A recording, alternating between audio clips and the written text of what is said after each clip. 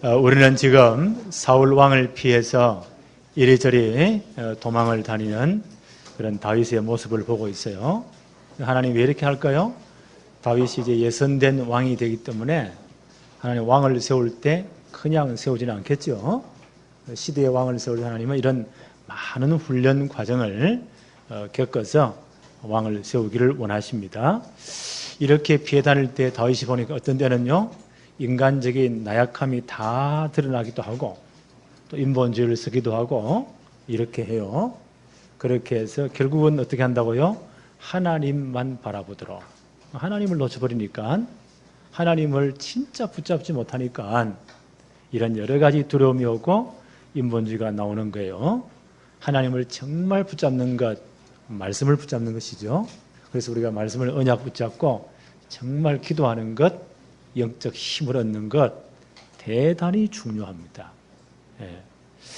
이제 다윗이 유다 땅으로 들어와서 아둘람 굴로 이제 피신을 해요. 이 소식을 듣고 다윗에게 사람들이 몰려옵니다. 마음이 억울한 사람들, 환난당한 사람들, 정말 이제 여러 가지 이제 마음의 분통이 터진 이런 사람들이 이제 다윗에게 몰려오는데 한 400명이 몰려와요. 식구들이 꽤 많잖아요. 남자분들만 400 끝으면 그 부인들, 아이들을 친다면 꽤 많은 그룹이 되겠죠. 이런 이제 공동체가 형성이 되어집니다. 하나님은 이제 이런 공동체를 통해서 다윗을 왕으로 훈련시키는 일을 계속 지금 하고 계십니다. 그래서 이런 분들이 다 피해왔다고 해서 오늘 제목이 도피성이 된 다윗이다. 다윗이 이런 분들이 다 피해 도망왔어요. 22장 1절 2절을 봅시다. 그러므로 다윗이 그곳을 떠나 아둘람 굴로 도망하매 그의 형제와 아버지의 온 집이 듣고 그리로 내려가서 그에게 이르렀고, 가족들이 가장 먼저 왔겠죠. 사울왕이 가만히 두겠어요? 죽이려고 안 하겠어요? 이분들이 다 먼저 왔고, 2절 보니까 환난 당한 모든 자와 빚진 모든 자와 마음이 원통한 자가 다 그에게로 모였고, 이런 분들이 다윗에게 몰려옵니다. 다윗은 그들의 우두머리가 되었다. 그들의 장관이 되었다. 한 그룹의 리더가 되었단 말이에요. 그와 함께한 자가 몇 명 있다고요? 남자 장정들만, 그 당시 헤아릴 때는 20세 이상 된 장정만 이렇게 숫자를 헤아리거든요. 이 사람들이 400명 가량이 되었다. 그래, 엄청난 식솔들이 되는 거예요. 이런 이제 사람들이 다윗에게로 피어옵니다. 다윗이 도피성이 된 거예요. 도피성에 관해서는 다음 이제 공부할 때 좀 자세히 공부하겠습니다. 도피성은 그리스도를 의미해요. 구약 성경 읽다가 애매한 게 나오면 전부 다 뭐라고 하면 정답이라고요? 그리스도 하면 전부 다 정답이에요. 성막, 성전에 있는 모든 기명들, 새 절기들, 월삭들, 모든 그 규례들, 도피성까지 전부 다 그리스도를 예표하는 거예요. 도피성 대신 그리스도를 예표합니다. 다윗이. 마태복음 11장 28절에 예수님 뭐라고 말씀하시죠? 수고하고 무거운 짐진 자들아 다 내게로 오라. 내가 너희를 뭐하게 하겠다? 쉬게 하리라. 예수님이 도피성 되십니다. 다윗 땅에 지나지 보니까 이 사회가 어지러우니까 너무 억울한 사람, 환난당한 자, 속이 상한 사람, 원통한 자 얼마나 많겠어요? 이 갈급한 분들이 다윗으로 다 몰려옵니다. 다윗성이 도피성이 되고 그들의 리더가 된 거예요. 3절 한번 볼까요? 다윗이 거기서 이 식솔들이 이렇게 많아지니까 다윗이 거기서 모압 미스베로 가서 모압 왕에게 이르되 하나님이 나를 위하여 어떻게 하실지를 내가 알기까지 나의 부모가 나와서 당신들과 함께 하기를 청합니다. 부모님들이 연세가 높으니까 기동성이 없잖아요. 사울이 잡으러 오면 빨리 도망을 가야 되는데 남아는 노인들이 어떻게 뛰겠어요? 그래서 모압 왕에게 그 부모님들을 부탁을 잠깐 하나님이 역사할 때까지 그 부모들을 부탁합니다. 4절에 부모를 인도하여 모압 왕 앞에 나아갔더니 그들은 다윗이 요새에 있을 동안에 모압 왕과 함께 있었더라. 그래서 모압 땅에 이제 중요한 요새에 이 다윗의 공동체 함께 이제 은신해 있는 겁니다. 숨어 있는 겁니다. 모압은 어떤 곳이죠? 다윗의 정조 할머니가 누구죠? 룻이지요. 우리 룻기 공부했잖아요. 다윗의 정조 할머니가 모압 출신의 여자분이에요. 이분이 그 시어머니 따라서 가나안 땅을 오잖아요. 기업 물을 자의 법에 의해서 누구를 만납니까? 보아스를 만나죠. 그래서 그 다윗의 혈통이 이어지는 거예요. 그래서 이 모압 땅은 다윗의 정조 할머니 룻의 고향이기도 하죠. 이렇게 의미가 있잖아요. 다윗이 환란 당할 때 그 외갓집 그 자기 정조 할머니의 고향인 모압에 가서 그 부모님들을 거기에 부탁을 합니다. 그리고 얼마 동안 거기에 숨어 있습니다. 여기는 이제 사울의 세력이 미치지 못하기 때문에 그렇죠. 22장 5절 여기 얼마 동안 머물렀는데 5절 한번 보세요. 선지자 갓이 다윗에게 이르되 너는 이 요새에 있지 말고 떠나 유다 땅으로 들어가라. 다윗이 떠나 헤레스 수풀에 이르렀다. 선지자 갓이 등장을 해요. 하나님의 뜻을 전달합니다. 여기에 피해 있지 말고 유다 땅으로 들어가라. 거기는 비록 여러 가지 고난과 환난과 사울왕이 죽이려고 지금 쫓아다니잖아요. 그곳에 가라는 거예요. 왜요? 네가 예선대 왕이기 때문에 거기서 훈련받아야 되기 때문에 그곳에 들어가라 라고 갓이 하나님의 뜻을 전달합니다. 왜 이렇게 다윗이 저 멀리 망명정부를 세우면 되는데 왜 가나안 들어가야 돼요? 그 땅에 예선대 왕이기 때문에 그래요. 창세기 49장 10절. 창세기 49장 어떤 장이죠? 야곱이 이제 마지막 죽기 전에 12아들을 축복하는 장이에요. 그냥 축복한 게 아니고 그들의 신앙의 특징에 따라서 그들이 진짜 언약 붙잡은 따라서 아들 한 사람 한 사람을 축복합니다. 그때 넷째 아들이 누구라고요? 유다지요. 그 아브라함으로부터 쭉 내려오는 그 가문의 장자권을 이어받을 아들이 넷째 아들이에요. 유다예요. 유다를 축복할 때 창세기 49장 10절에 보니까 규는 왕홀을 의미해요. 왕홀이 유다를 떠나지 아니하며 통치자의 지팡이가 그 발 사이에서 떠나지 아니하시기를 실로가 오시기까지 이르리니 그에게 모든 백성이 복종하리라. 하나님의 신정왕국이 세워질 때에 어느 지파에서 왕이 나온다고요? 유다 지파에서 왕이 나와야 돼요. 바로 하나님의 신정왕국의 왕으로 예선된 자가 다윗입니다. 그래서 죽어도요, 이 유다 땅으로 들어가야 돼요. 하나님이 다윗을 왜 택했을까요? 시편 78편 67절로 71절에 다윗을 택한 이유가 있죠. 유다 지파에서 왕을 택해서 하나님은 그 왕을 통해서 시온산 예루살렘이죠. 하나님의 성전을 산에 높은 같이 짓도록. 그래서 이 성전은 누구를 예표하죠? 오실 메시아 그리스도를 예표해요. 오늘 많은 그 개념이 나옵니다. 성막, 성전 같은 개념이에요. 성막은 광야에 돌아다니기 때문에 조리식이고 가나안 들어와서니까 이제 고정식으로 성전이 세워지는 거예요. 그 성전은 장차 오실 예수 그리스도와 그가 완성하실 복음을 설명하는 하나님 주신 완벽한 시청각 교제예요. 그래서 가나안 들어와서 성전에서 전 이스라엘 백성들이 예배하면서 세절기 중심으로 다 모이죠. 예배하면서 거기서 피스사 드리면서 그 성전의 주인공, 이 창세기 3장 15절의 주인공 그리스도를 바라봐야 돼요. 구약의 모든 성도들이 장차 오실 그리스도를 바라보고 믿고 구원받았어요.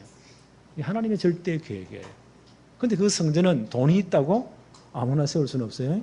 반드시 이스라엘 신정왕국의 왕이 돼야 돼요. 이 사명 때문에 다윗이 왕이 돼야 돼요. 그래서 다윗은 유다 땅으로 들어가야 됩니다. 그 다윗이 얼마나 두렵고 무섭겠어요.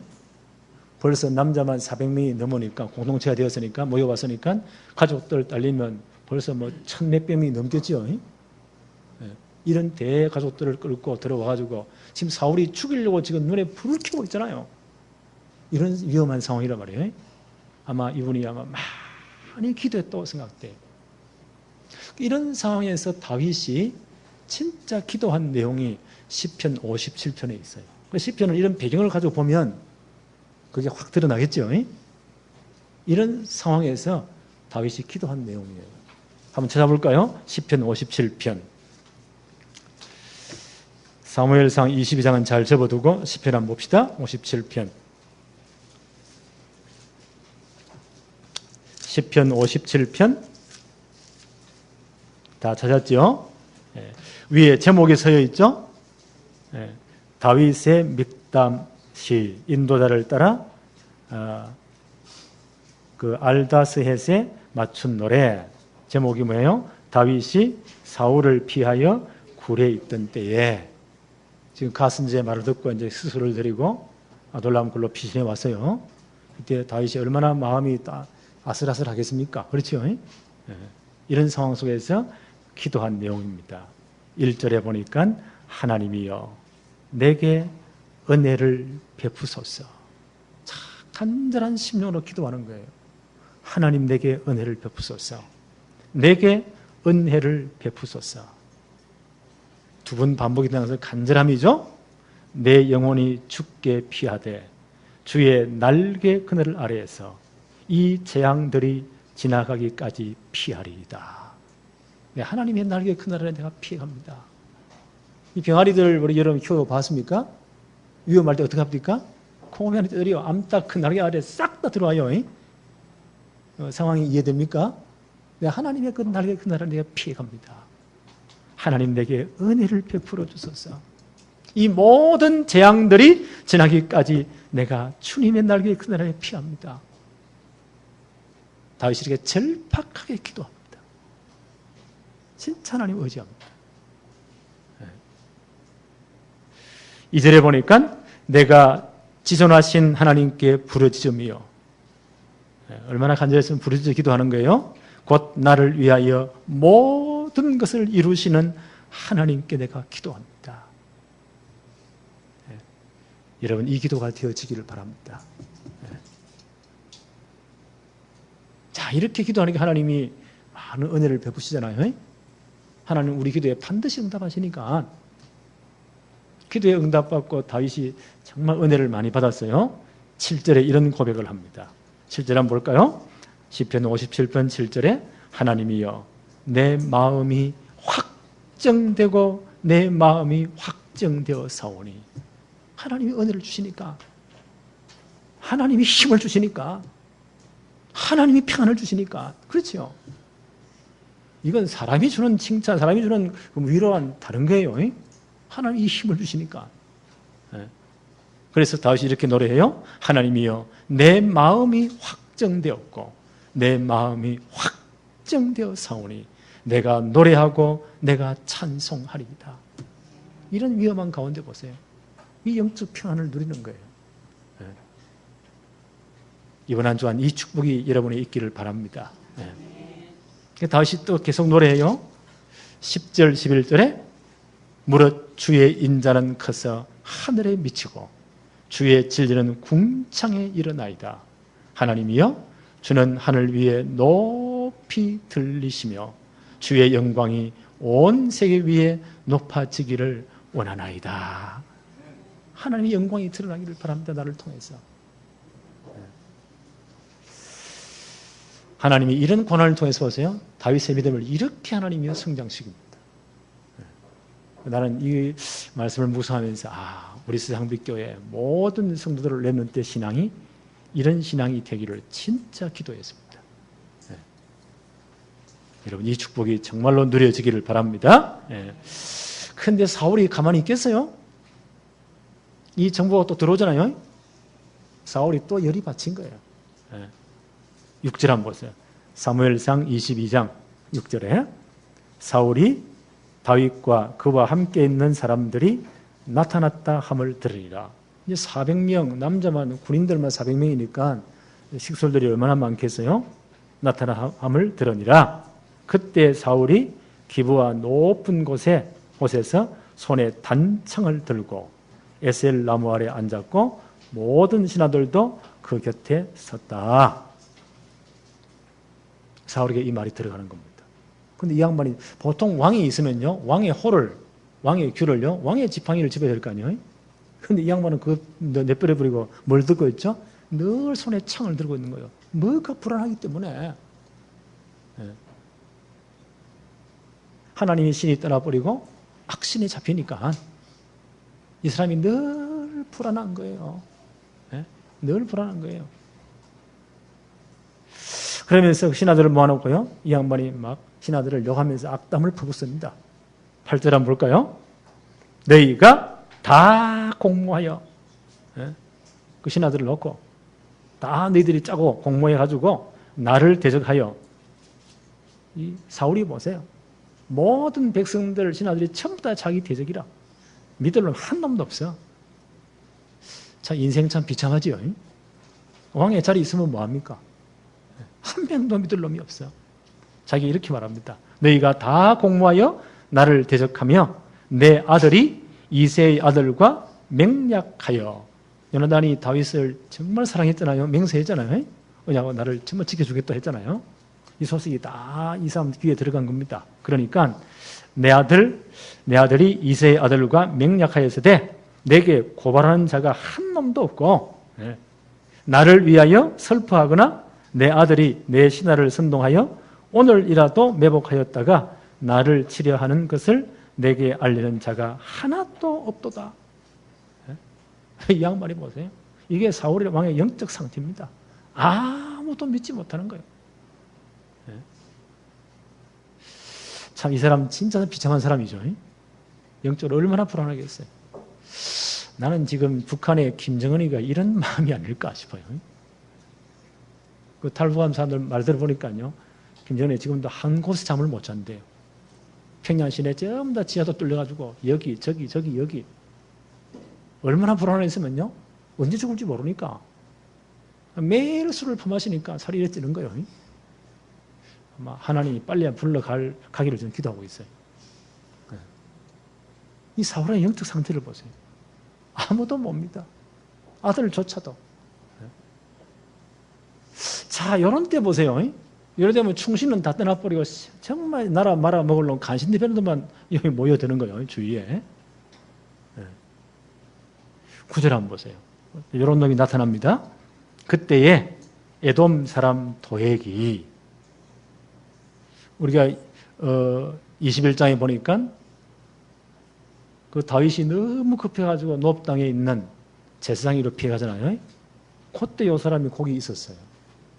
이 양반이 에돔 출신 에서의 후손인데 아마 사울왕의 목자장, 왕실의 가축들을 키우는 아마 그것을 맡은 사람이에요. 하필 거기 있었어. 우리 이걸 다 봤잖아요. 그러니까 사울왕한테 다 이제 이렇게 고발하는 겁니다. 일러 바치는 겁니다. 9절에 그때에 에돔 사람 도액이 사울의 신하 중에 섰더니 대답하여 이르되 이새의 아들이 노브에 와서, 지난주 우리 공부했죠. 아히두베의 아들 아히멜렉에게 이런 것을 내가 보았는데, 10절에 아히멜렉이 그를 위하여 여호와께 묻고 그에게 음식도 주고 블레셋의 사람 골리앗의 칼도 주는 것을 내가 보았습니다. 라고 일러 바치는 거예요. 꼭 이런 놈이 있어요.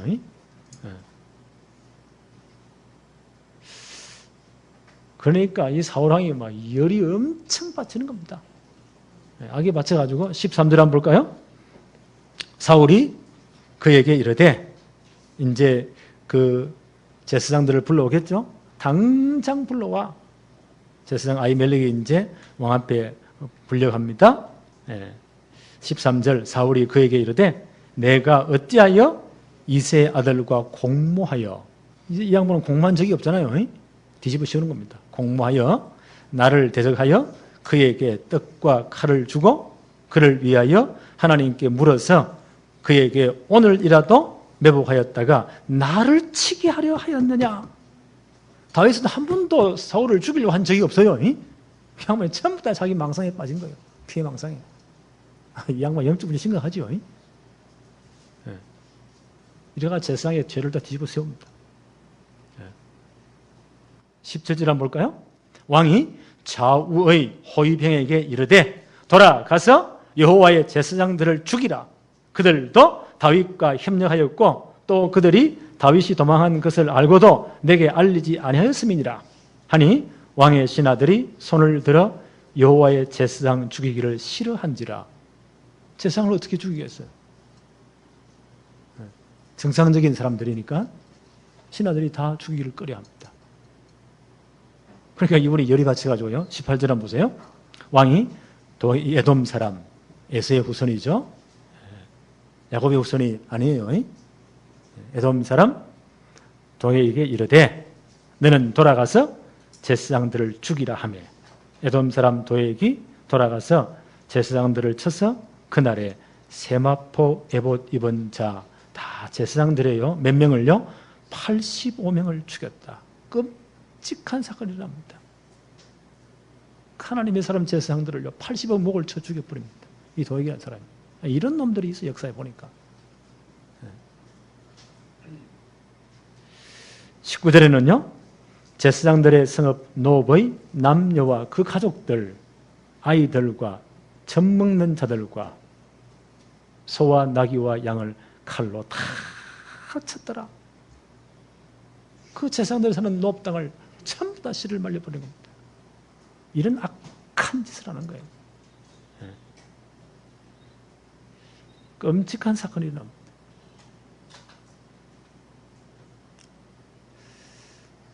이 에돔은 에서의 후손들을 에돔 족속이라고 해요. 이 양반이 에돔 사람, 에서의 후손입니다. 역사적으로 보니까요. 이삭이 아내가 누구죠? 리브가죠? 네. 결혼한 지 40년 만에 아들을 낳았는데 하나님이 잉태하게 하셨는데 상동이를 잉태하잖아요. 그런데 이 두 상동이가 뱃속에서도 치고받고 싸워요. 창세기 25장 보니까.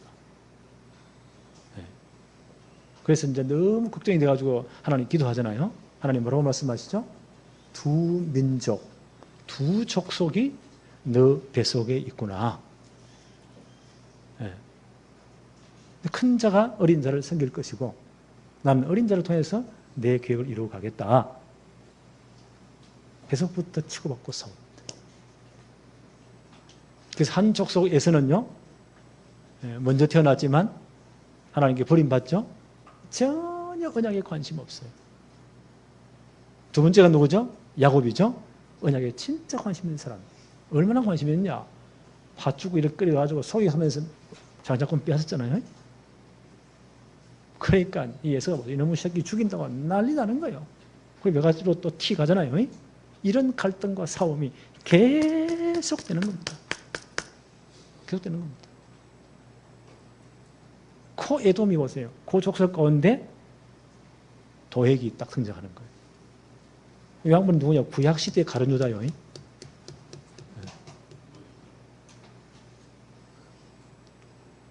이래가지고 다윗을 죽이는데 거기 협조한 제사장들을 싹 다 죽여버립니다.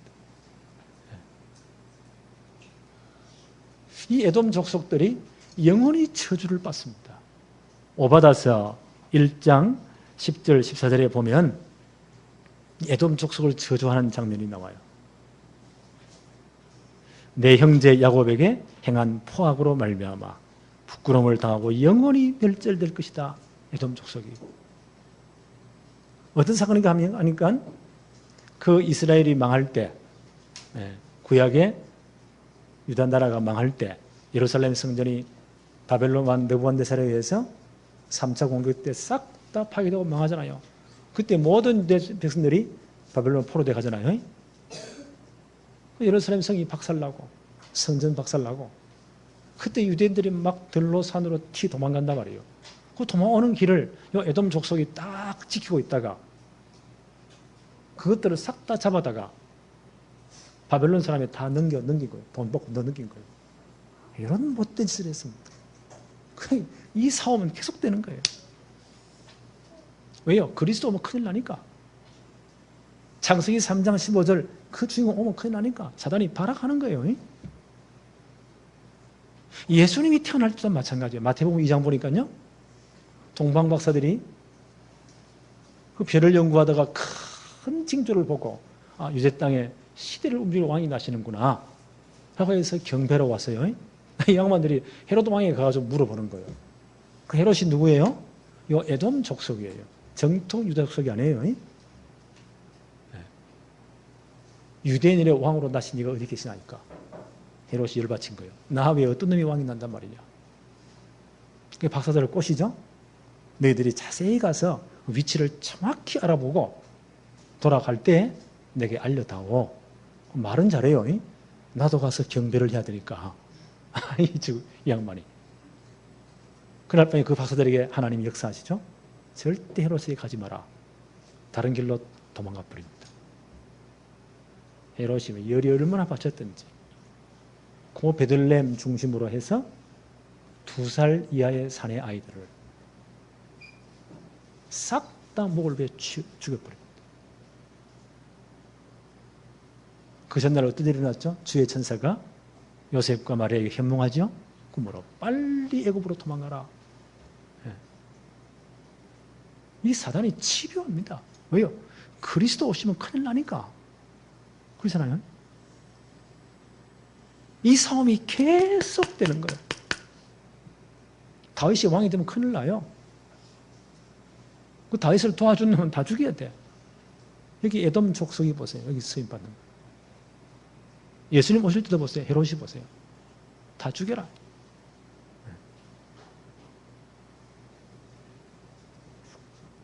사단은 지금도 이렇게 역사합니다.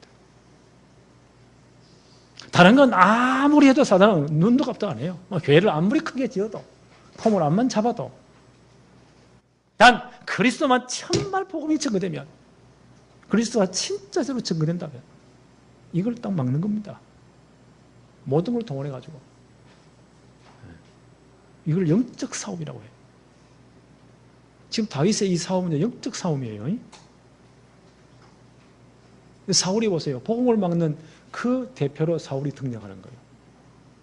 그러다 비참하게 보세요. 평생 복음 막다가 비참하게 인생 끝냅니다.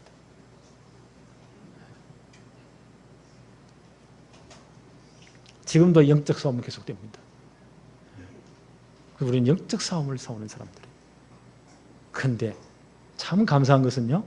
이미 주님이 십자가에서 사단의 머리를 박살내버렸습니다. 그렇죠? 승리한 싸움을 싸우는 거예요. 그래서 우리 예수의 목회를 받게 돼요.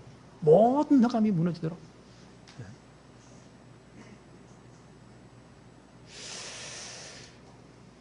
세 번째 봅시다. 메시아 왕국을 예표하는 신정 왕국의 태동.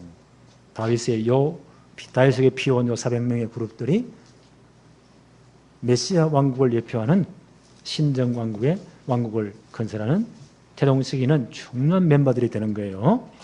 20절 한번 봅시다. 아이두베의 아들 아이멜렉의 아들 중 하나가 높 땅의 재상들이 싹 다 목이 달아나는데 아들 중에 한 사람이 용케 피어와요. 살아서 피어옵니다. 20절 아이두베의 아들 아이멜렉의 아들 중 하나가 피하였으니 그 이름이 뭐라고요? 아비아달이라. 이 한 사람이 살아 도망을 나옵니다. 그가 도망하여 다윗에게 가서 21절 사울이 여호와의 제사장들을 죽인 일을 다윗에게 다 알리매. 이런 비참한 일을 알립니다. 22절 다윗이 아비아달에게 이르되 그날에 에돔 사람 도액이 크기 있기로. 다윗이 피해갈 때 이 사람이 있었잖아요. 높 땅에. 거기 있기로 그가 반드시 사울에게 말할 줄 내가 알았노라. 내 아버지 집의 모든 사람이 죽은 것이 나의 탓이로다. 라고 다윗이 탄식을 합니다. 그러면서 아비아들에게 이제는 안심해라. 내가 너 생명을 끝까지 지켜주겠다. 라고 맹세합니다. 자, 이 시점에 한번 보세요. 지금 정리합니다. 다윗에게 피어온 400명의 이 원통한 사람들 도피성에 다 왔잖아요. 다윗이 도피성이 된 거예요. 다윗이 뭐가 되었다고요? 이 공동체 그룹의 리더가 되었다. 왕이 된 거예요. 그리고 결정적인 시기에 선지자 가시 와가지고 유다 땅으로 들어가라. 선지자가 왔죠? 그 다음에 누가 피해왔어요? 제사장이 피해왔어요. 왕, 선지자, 제사장. 요 기름 부은 세 직분이 있어야만이 신정 왕국이 형성되는 거예요. 그렇죠? 네. 그래서 이제 다윗의 왕국, 신정 왕국이 지금 태동하는 겁니다. 그 사람들이 다 모였으니까. 네. 그런데 성경 우리가 잘 보면 왕, 선지자, 제사장 가운데 가장 중요한 사역이 계속 많이 드러나는 게 제사장적 사역이에요. 요 세 분을 기름 부었다고 해서 기름 부은 자, 그 말이 그리스도란 말이 기름 부음 받은 자예요. 예수님이 영원한 왕으로, 영원한 선자로, 영원한 제사장으로 오셨어요. 그 가운데 예수님의 사역 가운데 가장 중요한 걸 꼽으라면 제사장적 사역이에요. 그래서 십자가에서 우리 모든 죄를 대신해서 대신 죽으신 거예요. 그리고 영원한 왕으로 오셔서 사단의 머리를 박살내버렸고, 그렇죠? 영원한 선자로 오셔서 하나님 만나는 길을 여신 거예요. 이 사역 가운데 다 중요하지만 가장 중요한 사역을 뽑으라면요, 제사장적 사역이에요. 이해하시겠습니까? 그래서 오늘 이 제사장이 보세요. 다윗을 정말 도와준 제사장 아히멜렉이 사울왕 앞에 끌려왔잖아요. 와서 이분이 한 말을 한번 보세요. 14절 한번 봅시다. 아히멜렉이 다윗을 도와준 놉 땅의 제사장이에요. 떡도 주고 칼도 주었잖아요. 14절 아히멜렉이 왕에게 대답하여 이르되 왕의 모든 신하 중에 다윗같이 충실한 자가 누구인지요. 그는 왕의 사위도 되고 왕의 호위대장도 되고 왕실의 존귀한 자가 아니니까. 그같이 충실한 자가 충성된 신하가 어디 있습니까? 이 다윗을 변호해 주는 거예요. 15절에 내가 그를 위하여 하나님께 물은 것이 오늘이 처음이니까 결단코 아니니이다. 오나건대 왕은 종과 종의 아비의 온 집에 아무것도 돌리지 마옵소서. 왕의 종은 이 모든 크고 작은 일에 관하여 아는 것이 없습니다. 다윗이 어디로 갔는지 다윗을 딱 변호해 줍니다. 이 양반이 다윗을 알고 있어요. 거짓말한 거 다 알고 있어요. 21절에 지난번 봤죠? 5가지 거짓말했잖아요. 결정적인 거짓말들을 알면서도 보세요. 죄를 들추지 않습니다. 다윗을 변호해 줍니다. 그렇죠? 이게 제사장의 사역이에요. 죄를 덮어주는 것. 그렇죠? 그래서 다윗을 대신해서 이 제사장들이 다 죽습니다. 대신해 죽습니다. 이게 제사장의 사역이에요. 이게 제사장의 직무예요. 아마 이런 것을 너무 잘한 다윗이 아마 정말 복음을 새로 체험했다고 봐요.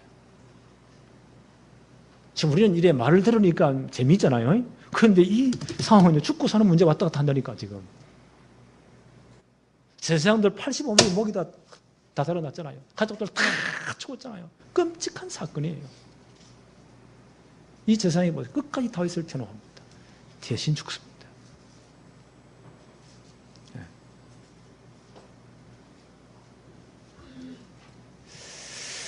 그래서 아마 나는 시편 32편이 다윗의 시편이라고 확신합니다. 1절에 이렇게 말을 해요. 시편 32편 1절에 허물의 사함을 받고 자신의 죄가 가려진 자는 복이 있도다. 제사장이 대신 죽었잖아요. 다윗의 허물을 가렸잖아요. 그렇죠? 다윗의 죄를 드러내지 않습니다. 네. 허물의 사함을 받고 자신의 죄가 가려진 자는 복이 있도다. 바울도 이와 똑같은 이 말을 해요. 시편을 인용하면서 로마서 4장 7절 8절에 불법이 사함을 받고 죄가 가려짐을 받는 사람은 복이 있고. 진짜 우리가 복이 있는 사람은 어떤 사람입니까? 돈이 많으면 복이 있습니까? 큰 집을 사면 복이 있습니까? 성경이 말하는 복은 그런 복이 아니에요. 우리는 죽을 수밖에 없는 죄인들인데 죄의 삭은 사망이잖아요. 어쩔 수 없어요. 그런데 그 불법이 사함을 받고 죄가 가려짐을 받은 사람은 복이 있고 주께서 그 죄를 인정하지 아니하실 사람은 복이 있도다 함과 같으니라. 그래서 로마서 5장 8절에 바울이 이렇게 말합니다. 우리가 아직 죄인 되었을 때, 그 죄로 다 죽어야 돼요. 우리가 아직 죄인 되었을 때 영원한 재성을 오신 그리스도께서 우리를 대신하여 죽으심으로 그 죄값을 다 지불하신 겁니다. 십자가에 죽으심으로 하나님께서 우리에 대한 자기의 사랑을 확정하셨느니라. 이 은혜를 받은 사람이 진짜 복이 있다는 거예요. 그럼 우리가 정말 복 있는 사람이에요. 그래서 로마서 8장 1절 2절에 그러므로 이제 그리스도 예수 안에 있는 자에게는 결코 정죄함이 없다니 이는 그리스도 예수 안에 있는 생명의 성령의 법이 죄와 사망의 법에서 너희를 해방하였음이라. 그렇죠. 우리가 이 복음 받고 그리스도를 영접했잖아요. 우리는 그리스도 안에 있잖아요. 우리 이제 결코 정죄함이 없습니다. 그리스도 예수 안에 있는 생명의 성령의 법이 죄와 사망의 법에서 너희를 해방하였음이라. 끝. 우리는 이 복음을 받은 사람들입니다. 그래서 이 다윗이 세울려 이 신정 왕국, 하나님 나라를 예표하거든요. 메시아 왕국을 예표하거든요. 철저히 이 복음 위에 세워집니다. 그렇죠?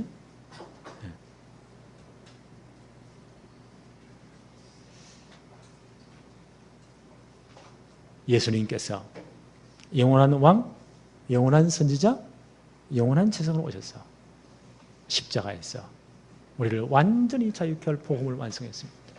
우리의 모든 죄와 저주를 끝냈잖아요. 대신 죽으셨잖아요. 하나님이 우리에 대한 자기 사랑을 확증하셨잖아요. 우리 이 복음을 받은 사람, 영원한 왕으로 오신 주님께서 십자가에서 사단의 모든 권세를 박살냈습니다. 그렇죠? 이제 이 이름으로 기도하면 돼요. 예수 그리스도 이름으로 하나님 모든 흑암 세력은 무너질지어다. 이미 다 끝냈습니다. 하나님 만나는 영원한 길, 새롭고 산 길을 열어버렸습니다. 그렇죠? 모든 축복길을 다 열어버렸습니다. 오늘도 이 복음이 여러분의 정말 각인뿌리 체질화되는 이번 한 주간 되어지기를 바랍니다. 하나님 아버지 감사합니다. 오늘도 다윗의 도피 생활을 통해서 하나님이 우리를 얼마나 사랑하시는지, 우리를 위해 영원한 왕, 영원한 선지자, 영원한 지성으로 오신 그리스도를 보내주신 것, 우리가 다시 한번 확인하게 하심을 너무 감사합니다. 이 도피성 대신 그리스도에게로 피해갈 때 우리의 모든 죄와 저주가 끝나버리고 사단의 권세가 완전히 꺾이고 하나님 만나는 새로운 길, 산 길, 그리고 응답의 모든 축복의 길을 열어주심을 감사합니다. 한 주간 동안 이 축복을 누리게 하옵시며 정말 이 복음이 우리 속에 각인되고 뿌리 내리고 체질화되는 축복을 누리게 하옵소서. 예수 그리스도 이름으로 기도하옵나이다. 아멘.